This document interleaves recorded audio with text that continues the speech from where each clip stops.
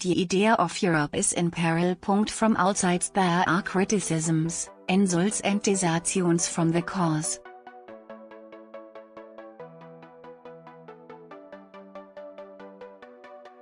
Enough of building Europe! Ausrufezeichen apostrophe is the cry.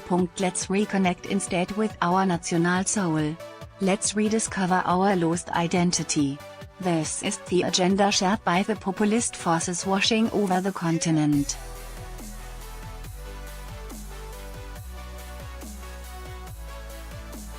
Never mind that abstractions us soul and identity often exist only in the imagination of demagogues.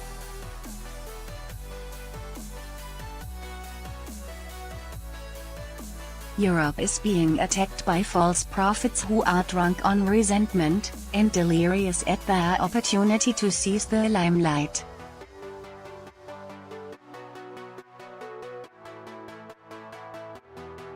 It has been abandoned by the two great allies who in the previous century twice saved it from suicide, one across the Channel and the other across the Atlantic.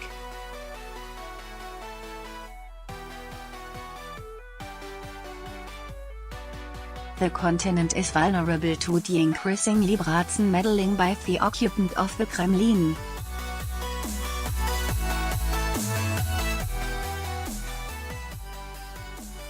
Europe as an idea is falling apart before our eyes.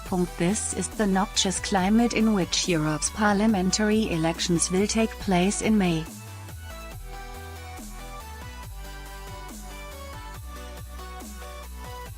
Unless something changes, unless something comes along to turn back the rising, swelling, insistent unless a new spirit of resistance emerges, these elections promise to be the most calamitous that we have known.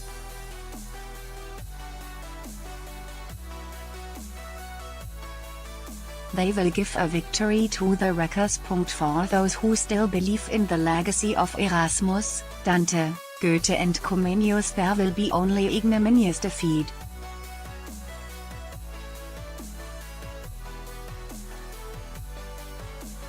A politics of disdain for intelligence and culture will have triumphed. There will be explosions of xenophobia and antisemitism.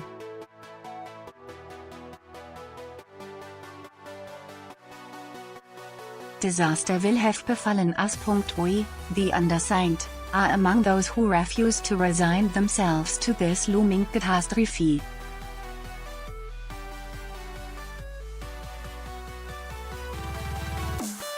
We count ourselves among the European patriots, a group more numerous than is commonly thought, but that is often too quiet and too resigned, to understand what is at stake here.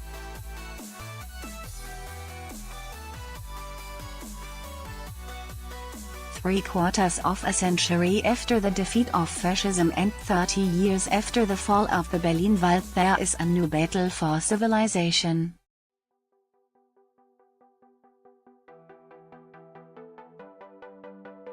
Our faith is in the great idea that we inherited, which we believe to have been the one force powerful enough to lift Europe's peoples above themselves and their warring past.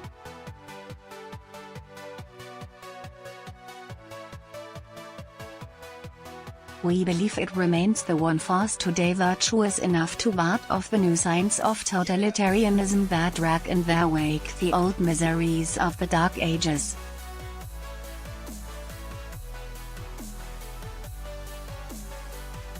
What is at stake forbids us from giving up.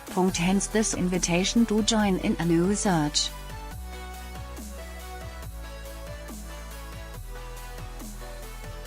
Hence this appeal to action on the eve of an election that we refuse to abandon to the gravediggers of the European idea.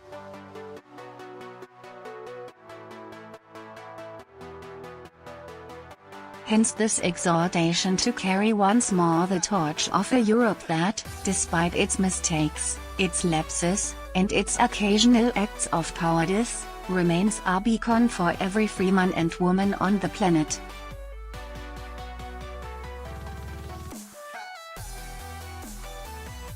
Our generation got it wrong.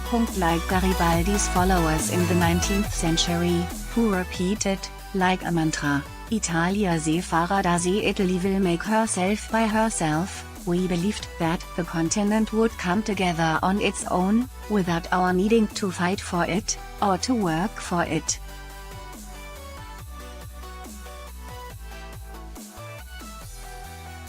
This, we told ourselves, was the direction of history.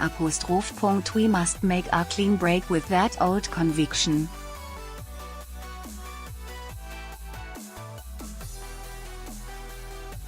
We don't have a choice.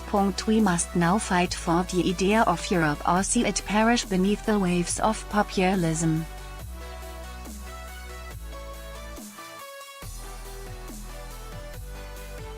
In response to the nationalist and identitarian onslaught, we must rediscover the spirit of activism or accept that resentment and hatred will surround and submerge us.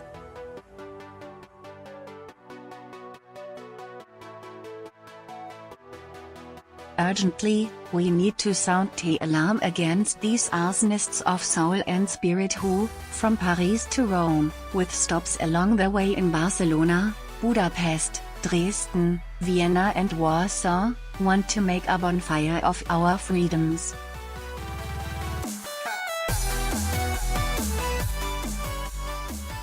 In the strange defeat of Europe that looms on the horizon, this new crisis of the European conscience that promises to tear down everything that made our societies great, honorable, and prosperous, there is a challenge greater than any since the 1930 Sekunden, a challenge to liberal democracy and its values.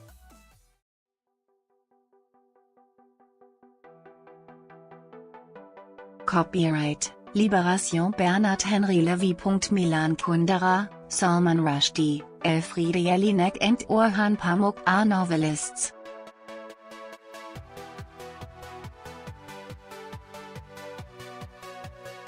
Bernard Henry Levy is a philosopher.